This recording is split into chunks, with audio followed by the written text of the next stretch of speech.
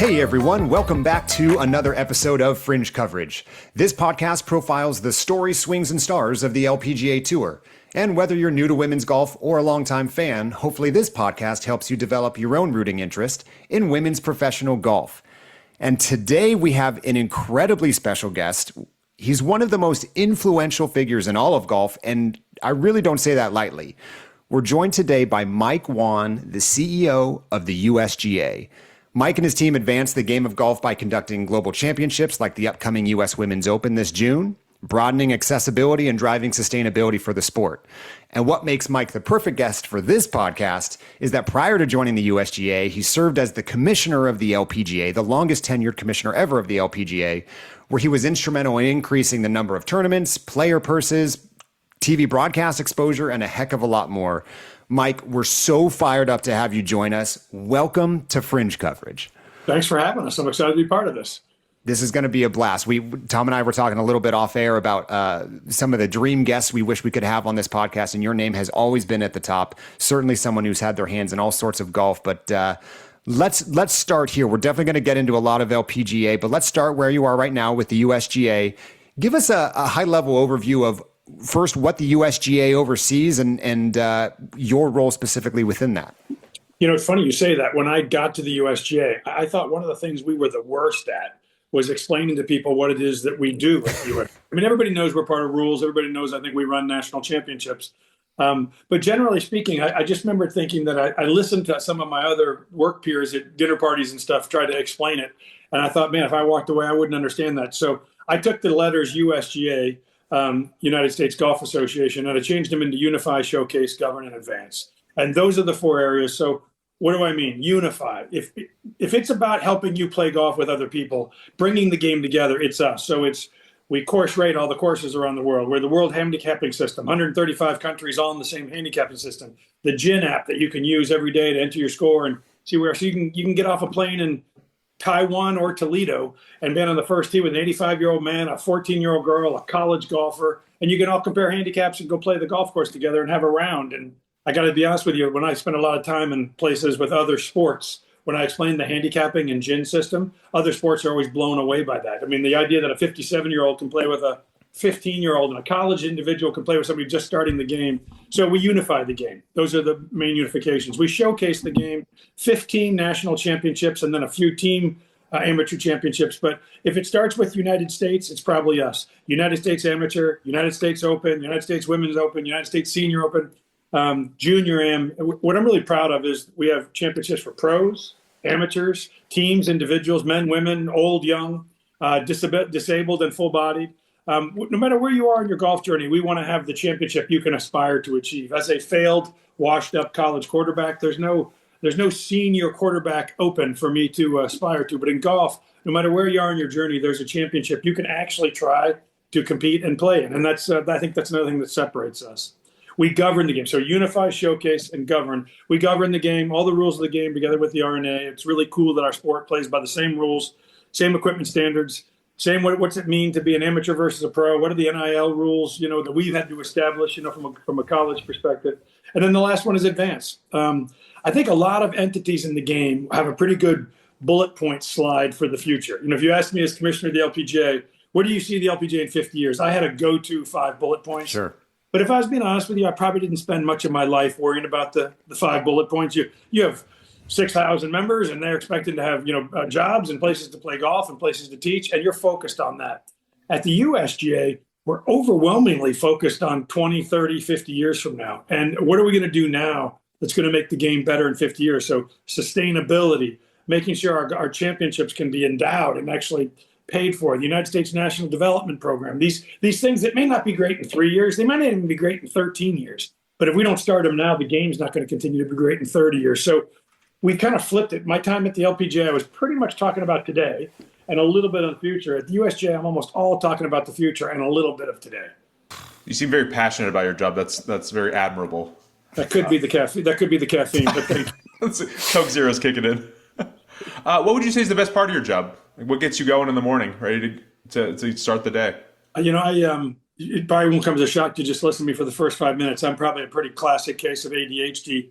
And I think my job is never the same, not even in the same hour. You think today you're going to be working on the GIN system in the app, and you get a couple phone calls, and all of a sudden you're talking about the women's senior AM, and then a couple phone calls later, you got a problem with a performance testing of a driver, and you're talking to a manufacturer, and then you're talking to a donor who really wants to help you with your internship program. And so I love the fact that if you tried to have me explain to you my day to day, I couldn't put an umbrella on it. And the other thing that I think is really cool about this job that's very different than when I was at the LPGA. The challenge with the LPGA was every time driving into the office, I had an idea. The next idea I had to have is, who am I going to get paid for that? Because you just didn't have enough. You had to kind of chase down your ideas with people that are willing to fund your ideas. And at the USGA, you really don't have that excuse. If you think something's wrong with the game, you can fix it, you should fix it, and you will fix it. And it's refreshing, and I find it's a responsibility I carry with me, because if I know something's going to limit the success of our game 30 or 50 years from now, and I'm not doing something about it, I really don't have any excuse to hide behind. So you mentioned a couple times now accessibility to the game. How, obviously we care a lot about accessibility specifically within the women's game. How do you at the USGA make golf more accessible without losing what makes golf unique, whether it's from a historical perspective or just the game itself? How do you balance that? Well, I would say we probably, this won't shock you, and you guys probably know this as golf guys, we probably care about, respect, maintain, preserve history more than just about anybody in the game. You went into our USGA museum, either in New Jersey or Pinehurst, you'd go, boy, these guys love their history. I mean, it's the oldest sports museum in the world, sitting right here in New Jersey. We really are proud of the traditions. I mean, I'm proud of the fact that in 1895 we ran our first championship, and which was the U.S. Open and the U.S. AM, and in that same year we ran the U.S. Women's AM.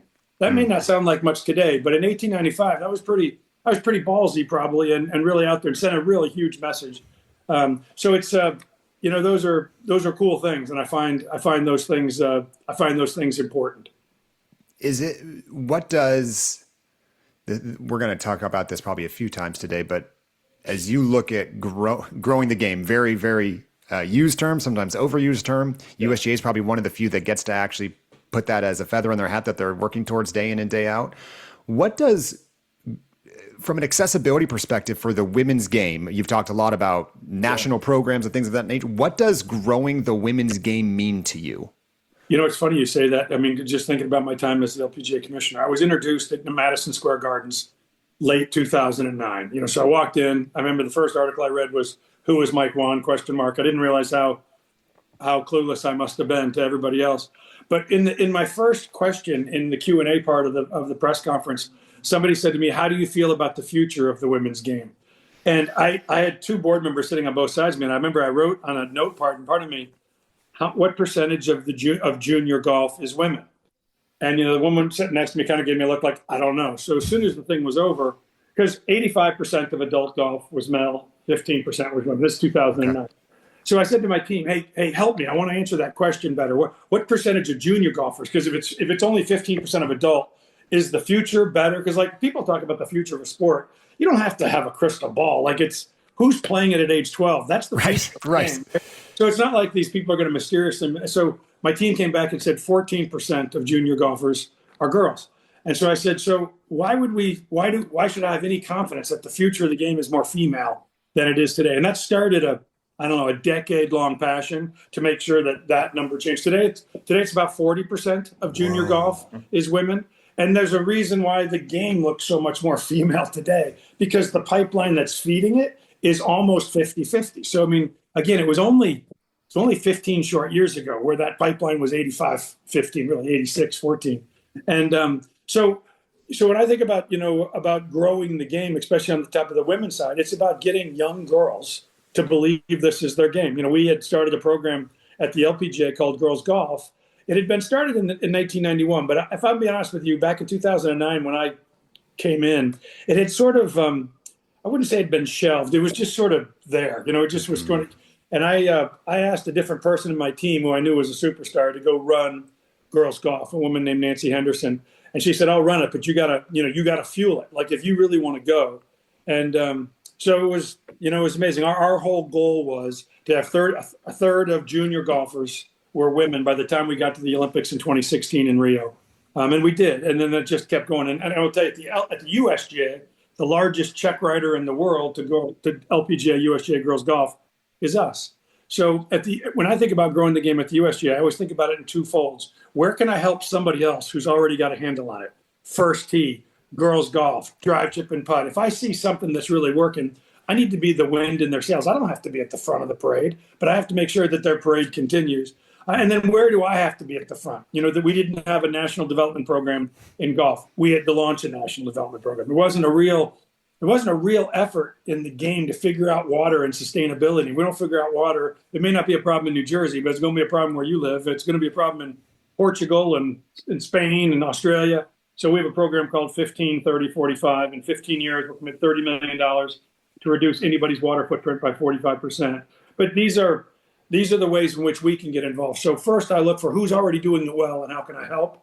And then I look for the holes. Who's not filling the hole and we'd better start. And I think that's a healthy mix, because one of the things I said to my team is we need to take just as much pride in somebody else's work. I love the PGA Junior League. I love what it's all about.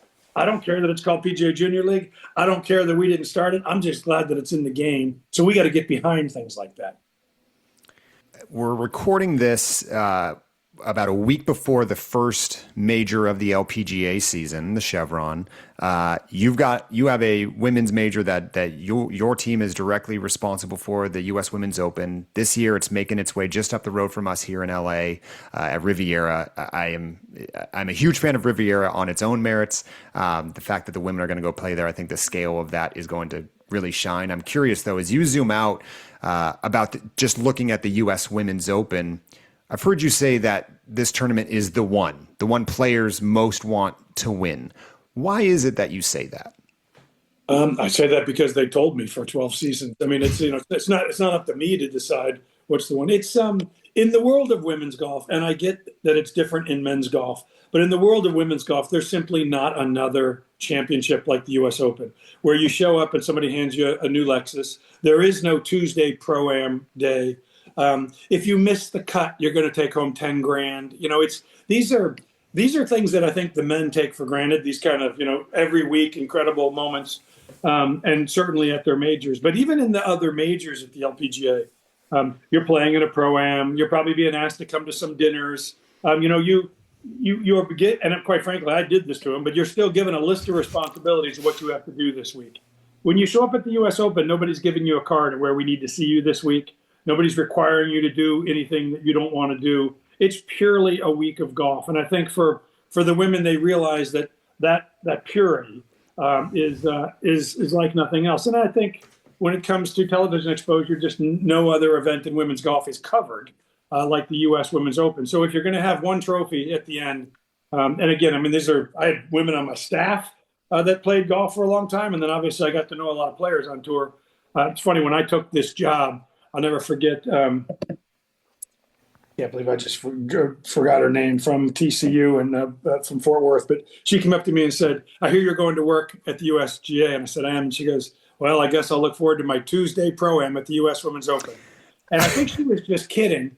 But I also took it as, I got it. Like, leave that. That's pure. Don't do what you do, Mike. Don't sell everything that isn't nailed down. And so I haven't. And the first thing when I got to the USGA, the purse for the women's U.S. Women's Open was $5.5 million, and we've more than doubled that in 5 years. Beautiful. How long would you say it takes for you to select a venue for a future tournament? Well, a lot of people make fun of us because we're so far out in our venues. But one of the things that was really strange to me, and I think it became pretty strange to the rest of us at the USGA, is here's what typically happens at a USGA championship. Women's Open, Men's Open, Amateur. We go play at the Country Club in Boston. And it's an amazing event. And then 3 months later, we typically come in and do a debrief. These are the 20 things that worked. These are the 15 things that we had to do it over again. We wish we'd have done. And then we come back about 18 years later. Whole new group from the USGA, whole new group from the club. And won't shock you, but the recap is almost the same 20 years later, right? Here's the 18 things. Because 18 years ago, we said, man, we really should have paved that area where all the TV trucks were. Or if the bunkers were just a little farther out on 10, 12, and 15, it would have made it a much more challenging course, or we really should have used the tennis courts for the media center. We just kept making all the same mistakes. But the courses would say to us, well, we would make these choices if you tell us if you're coming back. But if we don't know you're coming back, we're not going to invest millions of dollars into the. So I can tell you where we're playing the U.S. Open in 2051. The reason I can tell you where we're playing in 2051 is we're expecting Oakland Hills, where we'll be playing it. They know everything that's happening between 2025 and 2051, and they're making real investments in their business. They're working with the city and the state. We're working with them, and so that we can make sure that our run of championships over the next 25 years is truly special. And the investments we're making in some of these properties together with them is mind-boggling. I don't think anybody who'd been going to Oakmont, all the U.S. Opens, if you went to Oakmont last year, you'd say, oh my God, look at that driving range. We worked on that together. You'd say, how come there's so much more parking? Well, the USGA owns a bunch of property across the street from Oakmont because to really run a championship well at Oakmont, we need more place to VIP park. So by knowing where we're going, we're making a bigger investments. And to your point about how hard is it, we have a pretty simple philosophy on championships. And it's so simple that it might be embarrassing to tell it to you, but we really believe that we're going to take the cathedrals of the game. And as I always say to my team, if we have to fix the golf course, we shouldn't go there. There was a long period where the USGA would pick a golf course, and then they would show up with 5 truckloads of fescue and essentially change it, turn it into their vision of a U.S. Open golf course. So we believe pick the cathedrals, and then if they're really cathedral, play them the way the designer envisioned it. And that's sometimes we take some heat for that. I mean, this year at Shinnecock at the U.S. Open, fairways are going to be wider than they've been whenever we played Shinnecock before. But in the past, we would show up and totally change the fairways of Shinnecock. If Shinnecock's not good enough to hold the U.S. Open, we won't go there anymore. But Shinnecock is good all by itself. Riviera is a great example. We can play the same tees the members play every day, and the women are going to have an amazing U.S. Women's Open. So pick cathedrals, play it the way the golf course designer saw it, make the course tough but fair. I want it to be your toughest test of the year. And to do the toughest test, we think that every day you should hit every club in your bag. If we can set up a golf course where every club in your bag is dirty, including the one between your ears, then we've probably given you a U.S. Open. Man, that, it's listeners of this podcast, I've heard us say this multiple times. One of the main reasons we started this to begin with was we found the women's game far more relatable, and not in a patronizing, condescending sense, but more relatable of watching women play every club in their bag, and not go driver wedge and have a course get kind of brought to its knees, at least from an equipment perspective. The thought of having someone to actually have to hit every club is surprisingly novel now. I'm curious, as you look at Riviera specifically as one of these next cathedrals that you're visiting here in a couple months, what does a stage like Riviera and LA as a city provide for the championship and for the players? Well, I think one of the things, having been around LPGA players a lot, they want to test their game on some of the same historic venues they grew up watching the men test their game.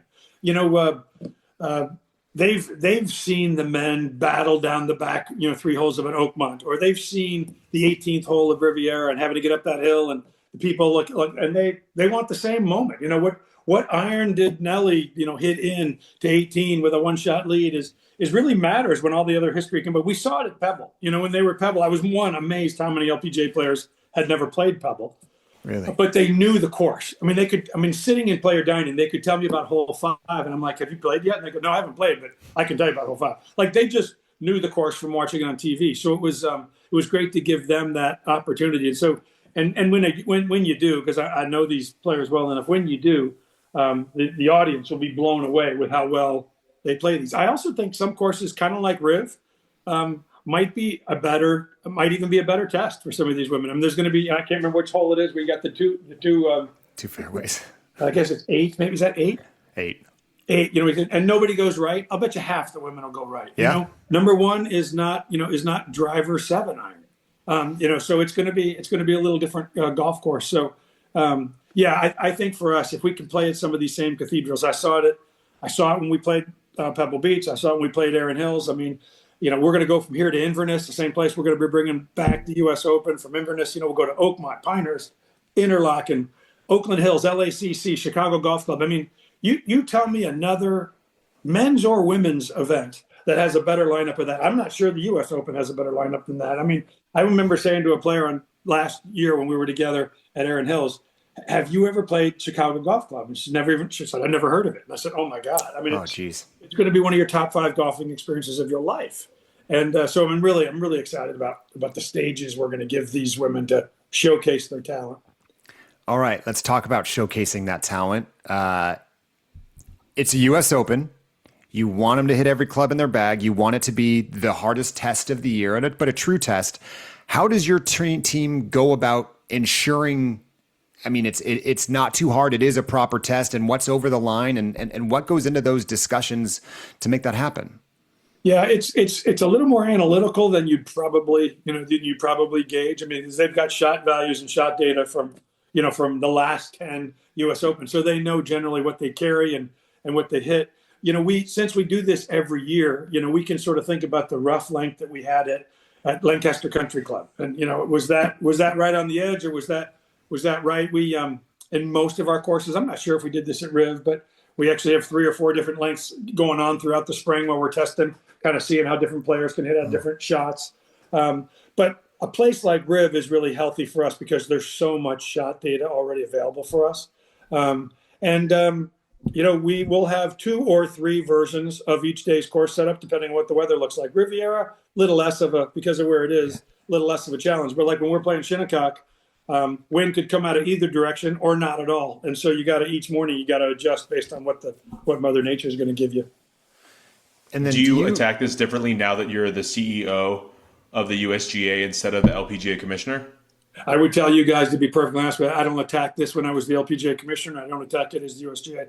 I've learned long ago that the key to being a good leader is hire people that are better at their job than you are at mine. And if I walked into a course setup meeting and made a comment, they would literally just be waiting for me to leave because they're not going to do it.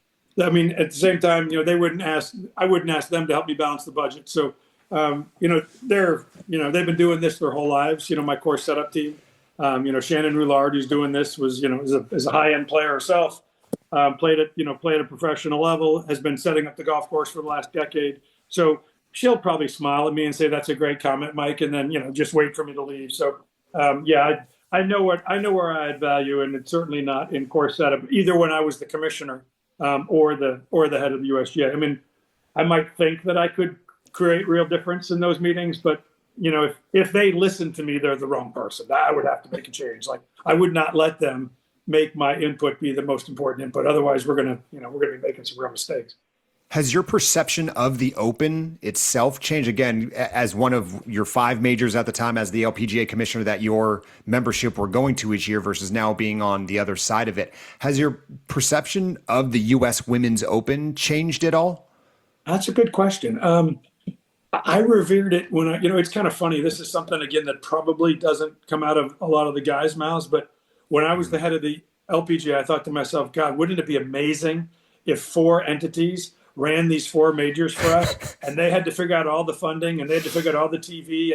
And I think, if you'd ask somebody on the men's tour, they'd go, doesn't it suck that there's 4 entities and we're not the ones running our 4 majors? I would have killed to have 3 more U.S. Opens. But at the LPGA, as the LPGA Commissioner, I had to make the other 4 work, whether I had a partner or didn't have a partner. And at the USGA, I remember saying this to Molly, and I've said this to Craig many times. He'd say to me, what days do you think I should be at the U.S. Open? I'd say none. And he goes, what do you mean none? It's like, this is your week to hang with your kids. Because when the siren goes off and there's lightning in the area, nobody's going to blame you. No one's going to ask you, when are we getting back on the course? When somebody has to hit out a divot, they're not going to scream at you. They're going to scream at me. So have fun. Like, get out of here and go do something. It's the one week you can actually relax, because we got this. I don't think, it took Molly a year or 2 to finally do that. And Craig probably won't be able to do that in his first year. But I think he'll learn that that's one where he can sit back, know his players are in good hands, and just kind of let it go. I'm not sure my perception has changed other than I guess now that I'm being here, I wouldn't have guessed that the U.S. Women's Open was as important to the USGA as it is. Because, you just think that all they probably care about is the U.S. Men's Open, and that's all their focus, and everything else is just a championship. But boy, that's not only a U.S. Women's Open thing. I mean, if you sat in a meeting where we were talking about the AM or the Junior AM or the Adaptive, you would say these people have nothing else on their mind other than, because when you're on talking about a championship, it's the only championship. And so yeah, there's the passion around the U.S. Women's Open is present. And it doesn't shock me that it comes off the way it does. That's fantastic to hear. Well, what would you say is your legacy as LPGA Commissioner? Oh, geez. Legacy stuff is always kind of humorous to me. I mean, and somebody else is going to decide what my legacy is. What are you most proud of, Mike? Yep, there you go. It's hard to pick one. I'm very proud of what we did for women's golf in terms of the game's 42% female today. If you took, since everyone talks about growth in the game since COVID, if you took women out of that growth, we wouldn't be talking about rocket ship growth. We'd be talking about good growth, 15, 20%. We wouldn't be talking about 45% growth. I mean, women are really driving the game right now, more so than any other segment. And the good news is the next two are juniors and people of color, but women by far is what's really pushing our game forward. And so I'm excited about that. I can't take credit for that, but I had I was pushing the car just like 1,000 other people were pushing the car. I really think we created an atmosphere of gratitude that doesn't always exist in professional golf. I mean, I'm sure the players would all be rolling their eyes if they're listening to this podcast, but I made every player write a thank you card every week to whoever I thought was the most important check writer that week. I always used to call them the check writer because I wanted to remember somebody sat at their desk and scribbled out a $3.5 million check. That's why you're here. You're not here because you had a great college career or because you're number 5 in the world. You're here because, fill in the blank said, I'm willing to put on a golf tournament. So, and I've had many CEOs say to me when I was commissioner, enough with the thank you letters. Like I have this whole drawer in my desk and like I can't, and I used to think, man, if I have a desk drawer of the Kia CEO or the KPMG board chair, or didn't matter what, I was going to keep it going. So, and I also thought it created a mindset of just saying thank you. And I've said this many times. I don't think anybody makes LeBron James write a thank you note every time they sign a new sponsor, but I think that's probably an NBA miss, not a LPGA problem. But we did. I mean, we told people thank you. We had something called ROO, which is return on objective. I wanted to know why you wanted to do this event, and most CEOs wouldn't answer with a number of clicks or a dollar figure. They would, and they were all different. Even if it was 2 car companies back-to-back weeks, the 2 companies have very different answers. And if you could understand what they really were going to talk about in their board meeting when the event was over, you could deliver that. If you didn't take the time to figure out what their O was, you wouldn't return it. So we had these little 5x7 cards that, we gave out to players, caddies, and all of our staff every week. And we just point out, like, what are the most important things for these guys? What do they hope you say when there's a microphone in your face? Where could we really use your attendance this week if you had time to come by? And then on the back of it was, where do you send your thank you card? Here's a picture of the person. Here's their mailing address. No emails, no texts. Because as a CEO, I got 1 million texts and emails a day, but a card in your mail from Paula Creamer is a game changer for a CEO.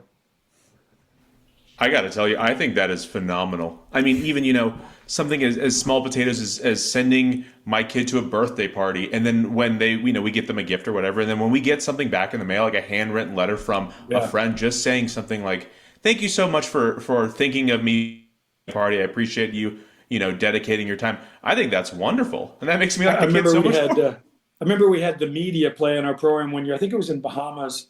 And all 3 media people that played with Lydia Ko sent me a picture of the thank you card that she sent them. Thanks for playing with me today. I really had fun. And she made some comment about each one of their swings, which was humorous. But, their point is, I've been a media writer for 50 years. No one's ever, I've been in 1 million programs. Nobody's ever thanked me for being in a program. But I just think creating that mindset of gratitude. I remember one time we had an executive, pretty senior executive at a Fortune 500 company. And he called me, and we were at his event, and I was in another meeting, and I thought, oh my God, he's calling, and it must be a problem. So he said, hey, Mike, does Christina Kim know who I am? And I said, I don't know why. And he goes, well, she was just walking down it was Thursday, it's game time. She was walking down the fairway, and she saw me, and she ran over, ducked under the rope, and his name was Michael. And she said, Michael, on behalf of all the women out here, I just want to say thanks for what you do. We wouldn't be out here without you. And he goes, what the hell is that all about? So I showed him. I went over to where he was, and I showed him the card. The card had his picture on it. And he goes, but even with the picture, does Christina can't really look at it? And I said, well, obviously she does, And so if you're a Fortune 500 CMO, you probably sponsor 40 different sports. Yeah. But I promise you've never had a professional athlete duck out of the competition while they're playing it, walk over and shake your hands. And that's how you keep sponsors for years. that first off, that is what I would be most proud of if I was you. And I will tell you, as two people that in the last year have interfaced a decent amount with that tour, that attitude permeates that group, whether it's how accessible the players are willing to make themselves for a fledgling podcast that started 10 months ago, and making themselves available. Charlie Hull jumping on saying, hey, I'm in between tournaments, but I can jump on. But I will tell you, I don't want to give homework assignment to the CEO of the USGA, but if you want to feel a moment of pride, go back and listen to our episode with Madeline Sagstrom, and you will be beaming by the end of it, because Madeline spoke specifically about how every other LPGA pro has it wrong about how you're supposed to approach a pro-am. And she could not have been more outspoken about, without that pro-am, we don't have the rest of the week. We shouldn't be getting paid for pro-ams because those are the reasons everything exists. She could not have been more articulate. It was truly. That's awesome. It's funny. I was doing an interview one time back in the day with USA Today. A guy, we're just standing there on the side, and Natalie Gulbis went by and said, 1 for 4 today, Commissioner, high-five me. And he goes, what's that all about? I go, nah, that's all right. That's between us. So he keeps interviewing me. At the end, he turns off his little recorder and goes, come on, what's the 1 for 4 thing? And I'm like, she got 1 out of the 4 people in her program to sponsor her today. And he goes, that's not what she meant. And I said, no, Natalie thinks about it as a competition. Like, they're competitive athletes, right? If you give them and so like I started walking in the lunchroom and saying, hey, how many of the folks that you played with today did you get to put something on your shirt or your bag or help you guys out financially? And they go, Mike, we were just playing golf today. I'm like, well, shame on you. It's 4 guys who probably paid $2,000 a piece to be there. They could certainly write you a check for $10,000 if you. And Natalie took that to heart. So every time she'd play one, she'd go 2 for 4. And then this USA writer was like, "Is that really what she was talking about?" I'm like, "Yeah. I mean, I'm bringing them every week people that could become part of their entourage." So you spent a lot of time at the LPGA. You spend a lot of time now thinking about women's golf. What's a hard truth about the business of women's golf that doesn't get talked about enough? Well, there's 2, I think. And I don't know that I'm the only guy to answer that. But the first is that women in general in sports carry a weight, a responsibility that guys can't fathom. I was an athlete growing up. I raised 3 boys, all athletes. I mean, not no professional athletes, but played sports at high levels. I never once in my life thought about the future of football or what hockey would look like when I was done. But if you ask a female athlete, I don't care if she's a soccer player, basketball player, she's really worried and feels a responsibility. You ask a WNBA player, do you feel a responsibility to leave this game better so that the next women who come to the WNBA have it better than you? It's on the top of her to-do list every day. And if you ask an LPGA player, is it important that you're standing on the shoulders of women that, did a lot and give you this opportunity? Do you have to leave it better? 100%. And it's not just like this thing they're jovial about. Like it's a weight, and guys can't fathom that weight.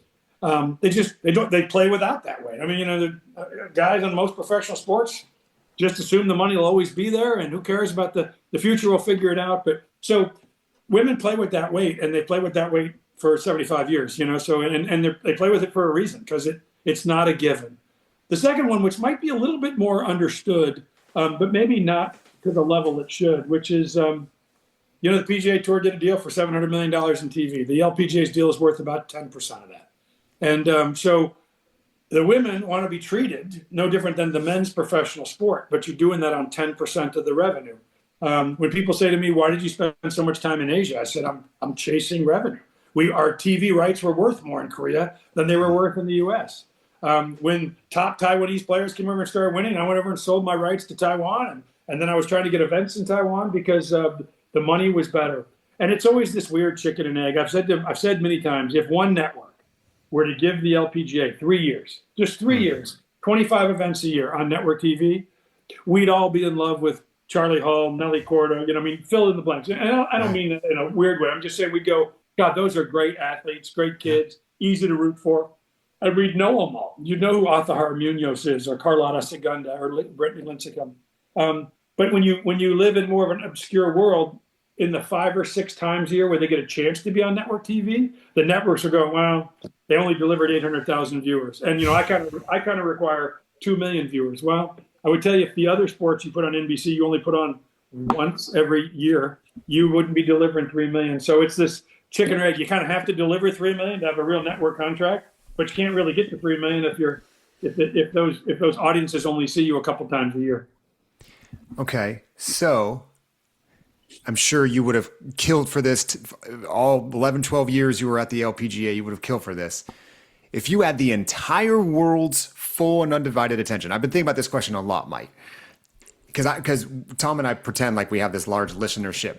But if I said to you, all right, you've got the entire world's full and undivided attention for 5 minutes, what would you share with them to sell them on the LPGA? I would say that it's the only sport that delivers the Olympic competition every week. You get really the best athletes from every country in the world playing together. And to get to that stage, just like the Olympics does a great job of telling the story. The bobsledder who's working at Home Depot, and because the Olympics has the time to kind of tell you that story, you end up rooting for the bobsledder. If you had that kind of time on the LPGA, I don't care. You would so quickly stop remembering where a player grew up. It wouldn't matter if you grew up in Seoul or Australia or Spain or Arizona or Canada. You would just start to learn her story. And like the Olympics, you'd root for her because of what she had to overcome to get here. And then you'd start to really celebrate an LPGA leaderboard with 7 different, the top 10 of an LPGA leaderboard has 7 different flags on it every time. American fans will go, look at that. What a joke that is. But they're also the same people will go, God, I love the Olympics when the best in the world come together and you got a battle to be. We deliver at the LPGA. We deliver the Olympics every week, and so it's a special place. And when you get to spend time, as you guys have, with these athletes, you start to realize that borders are kind of silly. When you kind of really get to know who these individual athletes are and what a young Korean has to go through to make it to the LPGA. I mean, the life choices she has to make at age 12, 13, 14. What a young Japanese or Australian player did just to tee it up in Riviera is really quite amazing. And so it's a shame, that you don't get an opportunity to really tell those stories. Well, and just hearing you say that, as someone who prides himself on being probably in the 1% of LPGA fans out there, even I listen to you say that and say, man, why am I such a big fan of Usain Bolt? But I don't have nearly the same level of connection to Hannah Green or to Minjee Lee, and I think a huge part of that, to your point, is maybe some storytelling, right? Again, the oxygen that's given to their backstory, not just their golf swing or their running abilities in the case of Usain Bolt, but it is something that the LPGA already has in spades in terms of what probably a lot of other sports would kill for from that international spectrum, but now what they can do with it. It's funny when you said Minjee Lee. I remember when she was a rookie. I think her second, maybe her first event, I played with her in a pro-am. And about the 6th hole, I grabbed my phone out of my bag and I called my communications group and said, get out here. We're walking to 17. And they said, why? I said, because I'm playing with a future #1 in the world. And she was brand new, young. And they said, who is it? I said, Minjee Lee. And the guy said, oh, Minjee Lee from Korea. And I said, that's why you need to get out here. This is the problem. I said, this Minjee Lee from Perth with an Australian accent, who's had to leave home. Her brother is doing the same thing. They don't get to see each other. Every shot in the bag. I mean, I could tell instantly that this kid's going to win and win a lot. And you just, if the more time I spend with it, the more you root for. But it'd be real easy to kind of do what my team did. You just, which category can I put her in, as opposed to tell me the story of Minjee Lee. Tell me the story of Athahar Munoz. So it's funny. Somebody said to me like, "Oh, she's Spanish," and I said, "Yeah, she went to Arizona State." "Oh, she went to Arizona State." You're right. Like all of a sudden it was okay, she went to Arizona State. With all these new improvements that they've been making on the broadcast, what would you say excites you the most about the LPGA trajectory? I think the LPGA getting more opportunities to kind of showcase on a network level is exciting. It was. This will be hard for you guys to fathom, but in 2010, when I took over the LPGA, we had 120 hours of TV for a season, and 80% of that 120 was tape delayed. So, I would say nothing better than watching a sport when you already know the answer. It's hard to watch Thursday when you already know what happens on Saturday. And when I left, we had 700 hours, and 80% of it was live. But even then, we didn't have enough cameras to really give you kind of the same ADHD experience that you could get on men's golf. In other words, somebody's reading their yardage book on the men's golf. You flip over to 7 more cameras. That guy's putting, that guy's chipping out of a sand trap. That guy's yelling at his caddy. Like, these are all their stories we could go to. On the women's side, you generally had 2 groups you could follow. And if both were reading a putt, you had just stayed there and watched somebody read a putt. And so I'm excited about the renewed investment in. It happened kind of at the end of my tenure, but it's really a great time now. I mean, when I was there, nobody made a phone call into the LPGA. You'd never have somebody going, listen, we sponsor a lot of men's sports, but we really ought to have some women's sports. Today, that's happening. People realizing that their sports portfolio ought to look and feel more like their corporate philosophy of diversity. So I'm excited about the fact that, that corporate money is coming in. Hopefully that corporate money allows them to showcase their sport in a much more dynamic way than we were able to when I was there. All right, Mike, we're gonna stay in the golf world. We're gonna go fun and personal here. We've done some research. We know a little bit about Mike Whan, the backstory. You've had an interesting pre-golf career as well. Here's my first question for you. Which younger version of you would have been more surprised to see you go on to carve out such a distinguished and impactful golf career? The teenage bunker boy at Crest Creek, or the director of marketing for oral care at P&G? Definitely the bunker boy. By the way, everyone calls that Crest Creek, but it was Cold Street in Cincinnati. But yeah, I mean, listen, I wasn't a very good golfer. I mean, some of the tour players would probably say still not. But it wasn't my sport. I didn't play in high school. I didn't play in college. I really viewed golf as is my chance to make money during the summers and not have to work indoors. I got a million opportunities to go work in the pro shop. I'm like, why would I do that? Like, why would I go work inside? And you guys work till like 10 o'clock at night. I'm out of here at 2:30 and I come back and play free golf at 4 o'clock. And those guys thought it was nuts because I'm sweating and I'm grimy and I'm standing in some pond, working on a pump or something. But I thought, like, I had the best life of anything. I'm standing outside so yeah, that guy probably said to his dad a million times when he came from work, I can't wait till I get my degree so I can have a real job in a real industry. And, my dad probably chuckles every day thinking I had actually started my career. I just didn't know it, because I lean on that young kid. I was one time we were at Evian and it was like Tuesday at 10 o'clock at night. And I was standing on the range. There was only one girl hitting balls and she goes, "What are you doing here?" And I said, there's something therapeutic to me to stand on a green or a fairway and watch 17 guys attack it. And over the course of 15 minutes, they turn it into tour worthy. And that was us. Like I had a role in that as a young kid, and I missed it because it was tangible and you made a real difference. And you grow up in business and things take a lot longer to enjoy. But like mowing a fairway or changing a whole location or cutting greens at 5 o'clock in the morning was therapeutic, and I miss it. Right after this, I'm headed over to my 4th grade son's career day. And we are going to figure out all the different careers that he has in store and, what he wants to do. And I'm going to listen to this episode and say, Bunker you don't boy. need to make that decision now. You don't need to make that decision when you're a teenager. Like, you have plenty of time to change things up, and who knows where things will lead. So that was a fun answer. In some class, you had to say what you're going to be when you grow up. And I said I was going to be a glass blower. We lived in Southern California, and in Knott's Berry Farm, there was this glass blower that would make these glasses. And I used to say to my parents, I'm going to be that guy when I'm older. So luckily I didn't pursue that path. Or maybe unluckily, who knows? Maybe I could have been a really quality. Maybe I could have done something really good. When I was a kid, I was always very realistic. I always wanted to be the NBA commissioner because I knew I couldn't play. I knew that wasn't an option for me, but I figured commissioner was a little bit more feasible for me. Where when you're young, you think the commissioner job is pretty glorious. When you grow up, you realize that maybe less glorious than you think. A couple hours of travel, maybe you didn't anticipate. Yeah, right. Or 3,000 members texting you on a fairly regular basis. Yeah, probably not very happy usually. Like I always knew wherever I was in the world, I always knew when we were in a rain delay because players were in a locker room somewhere and they were mad about something. And they'd go, I'm going to text them too. And I'd look down and my phone would just blow up and I'm like, oh crap, we're in a rain delay. I got 47 players just texting me at the same time. I'm sure Craig got his first taste of that here at the beginning of the season at HGV. Sure he did. Oh yeah, great start, yeah. All right, Mike, if you wanted to be entertained, not most competitive round, but just entertained for an entire 18 holes, who would you have join you for an LPGA foursome?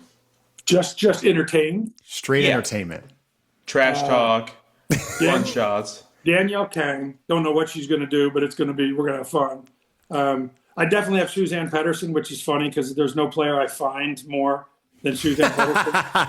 But you'll get a kick out of this. Suzanne used to write cause she used to swear a lot on TV, and I was trying to stop that. Got it. And the way it worked is for me is, I don't know, Craig may do it differently, but and I probably shouldn't tell you this, but I would fine you an initial fee, and then every time you did it for the rest of your career, that number doubled. And so most players would get one fine and they'd never do it again. Suzanne set out to set a record for the most money ever given to the LPGA Foundation. But in the memo part of the check, she would write whatever word she screamed. So my assistant would walk in and go, "We got a check for such and such." You know, the value would always blow her mind. And she goes, and I'd say, "What's it say?" And she'd say, No. I'm like, "Yeah, that's what she said." I showed it to her on TV. But she was maybe the most competitive athlete I've ever met. And she's hard on me, and I was hard on her. So she seemed kind of like a sister to me. I mean, she would probably throw up if she heard me say that. But so I'd probably have Suzanne Pedersen. And then I'd probably bring like a Brittany Lincecum, just because I got to have somebody that – I remember when I'd playing prior to Brittany Lincecum, we were in Mobile, Alabama, and like the 16th hole.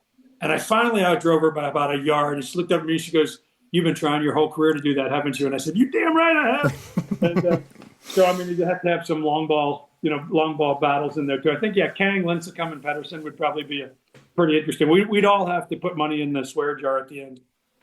I just like the idea of an accounting clerk going to take a check into the bank that just has like a bunch of different expletives on it. Like, "Hey, can I cash this, please?" When she retired, which was after Solheim Cup in Scotland, I went over to the European team's party, which was a huge mistake because it was late in the night and they had got a huge head start on me. She was wearing like this big diaper or something. I forget what it was, but I mean, they were all feeling no pain. And she came up and she squeezed my face and she said, "Commish." And I said, "Yes, Captain," because she was the captain. Or, no, she wasn't the captain. She made the big putt. And she goes, "Commish." I said, "What?" She goes, "You're never going to be able to afford a Christmas party again because I'm out." And that was her way of saying she's retiring and no more fines.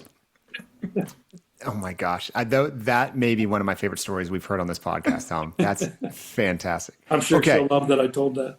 So we've heard you're big on nicknames. We've seen past staff members of yours say, I don't know whether you're good or bad with names, but either way, you like to come up with a nickname here or there. So it's interesting timing. Tom and I have noticed the LPGA is lacking in player nicknames, at least publicly known nicknames. Wow. So an episode or two ago, I said to Tom is our creative genius on the squad here. And don't worry, Tom, I'm not putting you on the spot today, but I gave Tom the homework assignment of, I want you to come back on a future episode with some suggestions for nicknames for LPGA players. Doesn't have to be Nelly, doesn't have to be Charlie, just something that fits. Because I do think that there's something about nicknames in the sports vernacular that connect people. But I do think it's interesting. The LPGA is very much kind of one names, first names. You kind of know it right now. You know the Lydias, you know the Nellys. I'm going to put you on the spot, former commish. Any nominations you want to throw in there right now, either of existing LPGA nicknames that you know or ones that we may want to consider? I mean, I had nicknames for a lot of players. I'm not sure anybody else used them, and they're usually not that smart. It was just, I use nickname for two reasons. Best teams I've ever been on in my life, I had a nickname. My last name's Whan, so I was Obi-Wan for a while. I was super slow, so one coach called me Wheels, and but those things, we were tight. I wasn't Mike, I was Obi, so it makes for kind of a cool. So on my teams, generally speaking, at least the team that works in staff, everybody has a nickname, and it's usually tied to either something they did or where they're from, or I'm just thinking at the USGA, and this is the sad part, is once I fully commit to nicknames. So once I give you a nickname, I don't call you anything else the rest of our lives together, but at the same time, I don't know your real name anymore. So in my phone, we were driving down the road, and I with my wife, and I said to Siri, "Call McDreamy," and she said, "Call McDreamy," and I said, "Yeah, McDreamy, the guy in our," and she goes, "Well, what's his real name?" I said, I don't know. And she goes, "Why do you call him McDreamy?" And I'm getting, this will show my age, but remember Grey's Anatomy? Yeah. And the guy with the big hair. So I have a guy in my sponsorship and corporate partners deal that's got an amazing head of hair. So he's McDreamy. If you told me to tell you his full name, I couldn't for the life of me. We have a woman who runs all of our TV. I call Hitchcock because she's afraid of birds. I'm not exactly sure I remember her last name, but I know her as Hitchcock. She's in my phone as Hitchcock. I mean, I called Lydia Uno, best player I've ever seen in my life. So number one, I called can't believe her sister's Brittany's her caddy. She's from Canada. Called her Brooke. Maple Leaf. Give me Brooke Henderson. Brooke. But again, I wouldn't know Brooke by Brooke. I know her as Maple Leaf. You walk by. I mean, I did the same thing, with a former player from too. So yeah, I don't know if I'm not relevant anymore enough to be out there day in and day out. But to me, I did it. One, it made it easier for me, and then two, it made us feel like more of a team. And some of them they're pretty easy, and then some of them are amazingly cool. And I like it when somebody says, like, why do you call him ZB? There's a guy on my team I call ZB, and his initials aren't ZB. And he has zero body fat. Like, he's just one of those guys, just has zero body fat. And so when I see him, I think of the fact that, my God, he's in great shape. I wish I looked like that. And my mind clicks to ZB. Okay, we're going to get you out of here on a couple just personal golf questions. You've played a lot of golf with a lot of people, so I want you to think back to any rounds. This could be with LPGA or PGA players. What's the most embarrassing playing moment you've had in front of a pro golfer? It was in Hainan, China. We had a fairly large night out the night before with the sponsor who owned the resort, and it was his birthday. And so I don't know if you guys have spent any time in China, but in China, like there is in Taiwan, if somebody offers you a toast with a glass of wine, they would look to you and say toast, and then you have to keep drinking as long as they keep drinking. So if they drink the whole glass, you drink the whole glass. If they just take a sip, you take a sip. But whoever offers the toast sets the standard for how much we drink. And it was this guy, and all of his people. We had a huge lazy Susan. I'm not kidding you, like a lazy Susan the size of a half of a football field. And it was slowly going around, and there was all kinds of food on it. You'd take food off it as it went by you. And everyone started toasting each other with this high-end wine. But I rolled my first three drives. I mean, I'm a fairly accomplished golfer. I rolled my first three drives, and the third one, we were on an elevated tee, and there was just a hedge kind of below us. And I just rolled it right off the tee and into the hedge. And but she looked at me, and I mean, I clearly at that point didn't want to be there. I'm sweating all the wine out. And she goes, "You going to look for that?" Like when my ball went into the thing, I said, "No." She goes, "You want me to look for that?" I said, "I want you to just forget this whole day even happened." What's your go-to food and drink order at the turn? I don't eat while I play. Okay. I don't drink while I play. So that's kind of weird, but I got to stay away from caffeine because it gets me too, revved up and doesn't help putting. And I have a philosophy that if I'm playing well in the front nine, don't change anything. So no metabolism change. If I shoot 42 on the front nine, then I'll eat whatever I want to eat. But I'm definitely an almond guy. So it would probably be almonds. And if I'm not playing well, a Diet Coke. And if I'm playing well, a water. Okay. That's kind of boring, but I don't believe in like I like to drink like anybody else. I'll drink on the 19th hole, but don't like to drink on a golf course. I tend to not care as much if I have a couple beers on the course, I'm in lockstep with you on that one. I mean, golf's hard enough. I need all my faculties. Yeah. Last thing I need is to be impaired in any sense of the way. What would you say is your ideal tee time? Are you a morning guy? Definitely a morning guy. Yeah, I would go as early as the club lets me go. I'm a member here at Baltusrol, and I live on a course right here. We're talking to you at Hamilton Farms, and they know if it's 8:30 and I haven't gone, then I'm not playing that day. Like it's definitely between 7:30 and 8:30. I like to play fast, which probably won't shock you. As a couple players on tour said, Sayri Pak said to me, "You play golf like you're late for a meeting," and I said, "Well, I usually am late for a meeting." She goes, "No, but you don't seem to be playing to enjoy it or even to get a score. You just seem to be playing to finish. Like you just want to finish." And there's probably a lot of truth to that when she said it. So I like to be done with my golf by 10:30 in the morning and then sort of have my full day. I wouldn't know. I'm too hyper to wait around for a 1:30 tee time. I always said, I remember saying just this week when we were at Augusta, like, what's Rory do until 2:40? God, that's got to right. That's got to be so tough when you just, all you want to do is go, Nancy Lopez, I said to her one time, you won a million times. How did you deal with late Sunday tee times? And she said, when I was in the lead, and she said this without any boastfulness, which was a lot in my career. On Sunday, I did everything slow. I walked slow. I drove slow. I had breakfast really slow. And I said, why? And she goes, because every part of my body wanted to speed up. But if I said I'm going to walk to my tee ball slow, I probably wasn't walking slow, but I was bringing it back to normal. And I have tried so many times to mimic that, but I don't have that. Man, Tom, I think I might need to take a page out of Mike's book here of pace of play and take some of Sayri's advice about not just trying to play to finish sometimes. Right. I mean, it's totally true, right? I mean, the best part of your day when you golf is the first hole. So yeah, why not get out there as soon as possible? That's kind of how I feel about it. Mike, you have been an absolute delight. We cannot thank you enough for making so much time for us today and diving into everything. USGA, LPGA, Riviera. We're so excited to see you guys put the women on full display here in June at Riviera. And on behalf of two guys who care a lot about the LPGA, thank you so much for what you've done in your entire career for women's golf and what you guys are continuing to do at the USGA. Thanks for what you guys do. I appreciate it. I appreciate being on with you guys. Hope it continues to go well for you. Really appreciate it. Thanks, Mike. See you guys. If you have suggestions for players or topics to discuss on the podcast, send us an email at fringecoverage@gmail.com. And make sure you follow us on Instagram at FringeCoveragePod. And whether you're approaching from the fairway or the rough, we've got you covered inside the fringe.